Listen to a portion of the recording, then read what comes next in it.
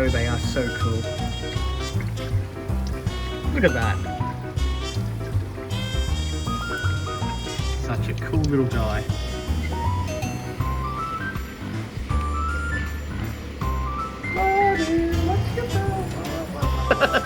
And welcome back to another unboxing from Paul's Aquariums. We have like 6 or 7 boxes. I'm not entirely sure how many boxes we have, but we have freshwater crabs. There they are, freshwater crabs. We have axolotls. That's a moose. We have axolotls. We have heaps and heaps of awesome things. So we're going to start with bag number 1 in box number 1 because that's a good place to start. There is bag number 1. They are Apistogramma. What are they? They're Apistogramma Panjuro. I'm butchering that name, but they are awesome fish. Males, females. They're big enough to breed. They're nice. I don't actually want a pair of these, but if I was after a pair of these, I would be grabbing a pair now. How nice is that, boy? They're probably on the screen. Of course they're on the screen. They're on the screen. But they're really nice fish. So we have a couple of different types of Apistogramma in these boxes somewhere. That was the first type. In the second bag, we have, what are they? They are Praecox Rainbows. So Praecox Rainbows back in stock. If you've never seen a Praecox Rainbow before, they are really pretty little fish again. I know, everything is really pretty, really nice, but they are. They're nice, they're pretty. Super cool little rainbow fish. They get about that big, which is what, 10 centimeters or so, maybe 12 if you're lucky. They get really wide in the body. Full fluorescent blue color. The males have red on the fins, the females have got sort of a yellowy orange on the fins. Lovely schooling fish. Really good peaceful community fish. You can keep with neons and stuff like that. So they are a dwarf rainbow. Some of the other rainbows get a fair size. These ones stay a little bit smaller, from PNG as well. This bag, oh, that's a little bag. Oh, they are cool. We have some crystal black shrimp. So these are Caridina. A little bit different than the cherry shrimp. These require softer water, which is low GH, and KH, which is a low minerals in the water, and a lower pH. But they are lovely little things. So crystal black shrimp back in stock as well. So finally got some crystal black shrimp. And it looks like a whole heap of other bags. Other bags, of course there's bags. There's bags in my boxes. Who would have thought? Travassi. These are a Malawi cichlid. They have a snout. They are so cool. They've just got this bent snout like that. I'm a Travassi now, wait. Sorry, Travassi. A bent snout, lovely fish. Wait, a bent snout and cut. We have lots of Travassi back in, so I think this whole box is Travassi, and there might be a few more Travassi in the next one. We're going to jump to box number 2. And we're back with box number 2. So, first bag, box number 2. Who does that? So those are land hermit crabs. So they're in a plastic bag, I might cut and release these guys into their enclosure now. I'm gonna do that.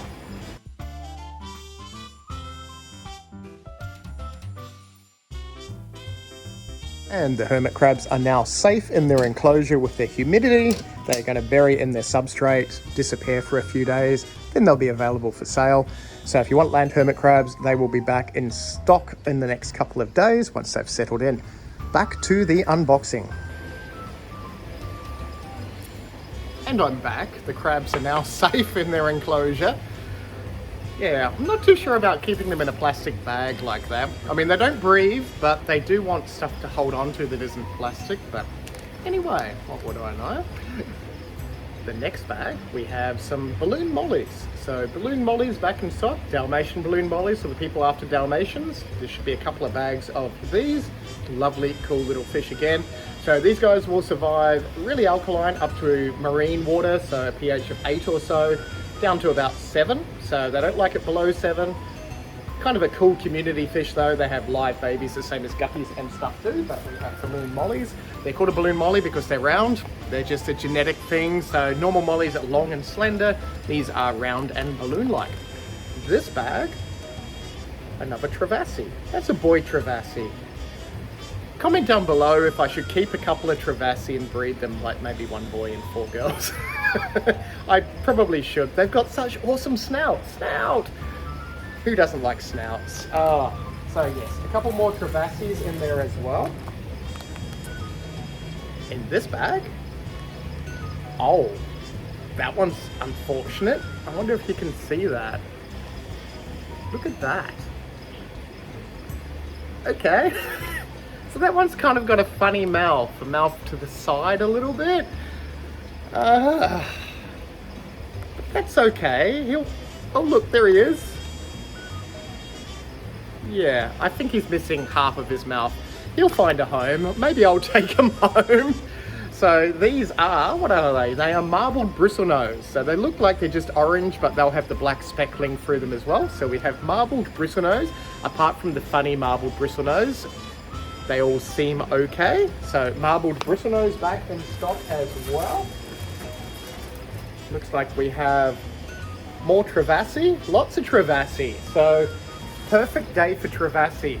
You should count how many times I say Travassi in this video. Travassi, Travassi. That was 2 more times, by the way. In this bag, what do we got? Peacock gudgeons. So again, a Papua New Guinea fish, really, really cool. They are full rainbow colors to them as well. Can be a little bit nippy, so you don't want to keep them with like really delicate fish like big flowing tails or guppies, but they're generally okay with tetras and faster moving barbs and stuff like that as well. How pretty. They are really, really nice fish. So very cool. Haven't bred those, but they breed pretty much the same as most other sort of gudgeons and stuff do and protect their babies. And that is a giant bag of Veiltail betterfish. So we might have a couple of bags of Veiltail betterfish, another bag as well.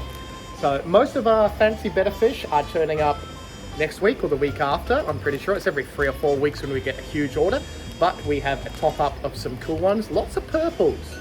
So it looks like lots of Cambodians in there. So really, really cool purple colored fishes. And that looks like that box. That box, I got it right. I didn't call it a bag. So that was box number 2. We're going to box number 3. And magically I'm back with box number 3 with an axolotl. So that is an albino axolotl. You can tell by its little beady albino eyes. That's generally the easiest way to tell with albino axolotls. So it looks like we've got a fair few axolotls available. I think I've already got about 10 or so local bred black ones.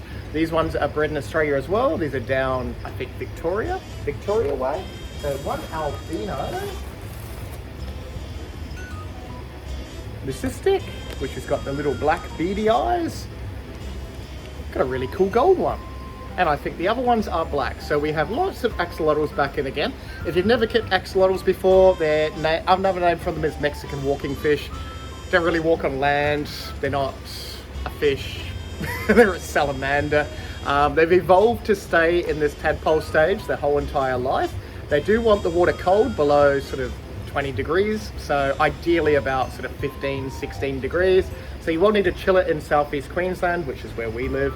If you're not too sure, I've got videos on axolotls, I think a month or 2 ago or so. But if you comment down below, I can explain everything to you, or just talk to me on social media. But we have, I think, about 5 or 6 axolotls here, and there's about 10 or so in stock. So as you can see on the screen, lots of axolotls available. In this bag, we have, oh, I don't tell you what these are because we get them every week.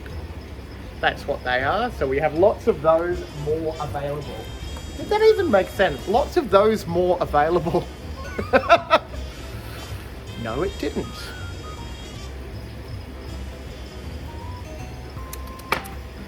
Yes, so more of those available. Oh, look. Look, look, look. That's so cool. We have Mudskippers back in. And this time, more than one Mudskipper. How good is that? So it looks like, I think there's 5 in here. Mudskippers! Finally, we set up a Mudskipper tank about a month ago. We had 1 Mudskipper, it found a home. We have 5 Mudskippers? We have 5 Mudskippers. So if you don't know what a Mudskipper is, it's a specialized goby that lives half out of the water, half in the water. That's its little suction caps. There it is there. That's the little suction caps that holds onto rocks and stuff. They can eat out of the water because they kind of spit water out and then suck the food back in. I know, they are so cool. But we have Mudskippers back in. Yay, Mudskippers. Mudskippers. Everyone's favorite.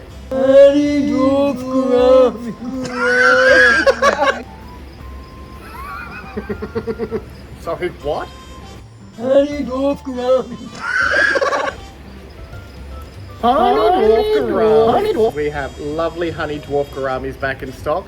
They are a dwarf gourami, super cool, really sunset colors to them, peaceful, adorable, great for community tanks. They won't really eat any other fish. They're going to eat baby fish or try to eat baby fish, but they are one of the nicest little dwarf gouramis you can get. You can have one, you can have a group together.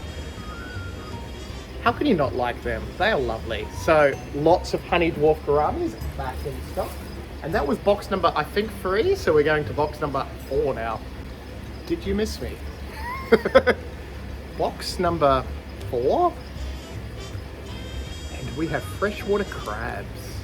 Oh, wow. They're pretty decent size. I think these are a Darwin freshwater crab. Look at that. Wow. These guys don't need salt water to breed. They're not brackish water, they're full freshwater. So scientific names on the screen because I'm not going to butcher that. But they retail for around about $50 each. If you put them in your tank with your fish, they're going to eat your fish. Because they're a crab, and crabs like to eat fish. They spend pretty much the same amount of time out of the water as they do in the water. So it's sort of like a mud skipper, but they're a crab. Very, very cool. I did get enough for a fair few people. There's another one there. I think we've got, there's another one as well. Very, very cool. So freshwater crabs. We order them all the time. We never get them. We have finally got them. Don't ask me where they're going. They may end up in that terrarium there. I'm just going to adjust the water for them because they want the water slightly alkaline. They are full fresh, as I said, so not even brackish water. That is super, super cool. So freshwater crabs back in stock. Australian native crabs as well, because we can't really sell non-native crabs in Australia. Otherwise it would destroy the ecosystem. So no vampire crabs, unfortunately, just Australian vampire crabs, which is a brackish water fish. Crab. It's not a crab. It's not a fish. No, it is a crab. Anyway, we have, what are these? These look like double orange catatodes? Catatodes. They are, look at them, they're pretty. So they are a pistogramma, so again, a dwarf cichlid. So double orange. Oh no, it's double red. It's not double orange. They just look orange in the back. Double red pistogrammas back in stock. So we have lots of those. I'm rummaging through the box of crabs. Oh, Corydoras Adolphi. There we go. We have some Adolphis back in. Should be a decent amount of these. I can kind of see them in the bag. They look like they're a decent size as well. Obviously you can see them on screen, but I haven't seen them yet. So this is the future and the past all in one video. But we have, yeah, Corydoras Adolphi back in. So I think there's a couple of bags of those. So we shouldn't run out of those in the next week, all going well. Oh, another bag. These are not Adolphi. Oh, they're cool. They are long-finned peppered Corydoras. Very cool. I do want to keep these. So peppered Corydoras, if you didn't know, will survive very, very cold. A few parts of the world, people are keeping them in ponds that ice over. So they sort of come from sort of South America where it can get quite cold. How awesome are they? So long fin variety of your normal peppered Corydoras. Hopefully there's a couple of bags of those, but we have them back in stock as well. Wow, that's a cool bag. Wow, look at them.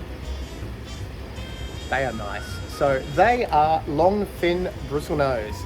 And it looks like we have a few calicos, some albinos. I don't even think there's any normal ones in there. I think they're mostly albino long fin bristlenose. Again, very, very cool fish. Sucker fish, peaceful.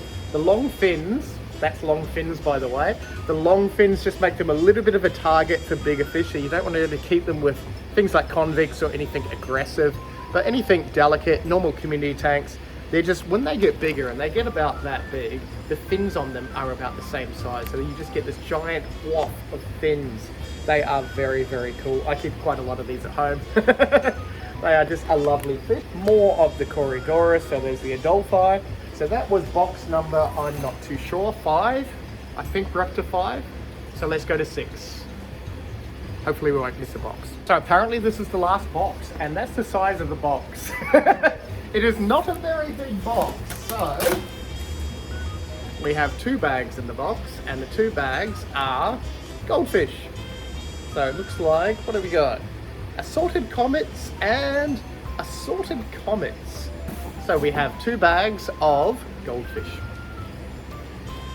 I'm sure we ordered more, but looks like we've only got goldfish.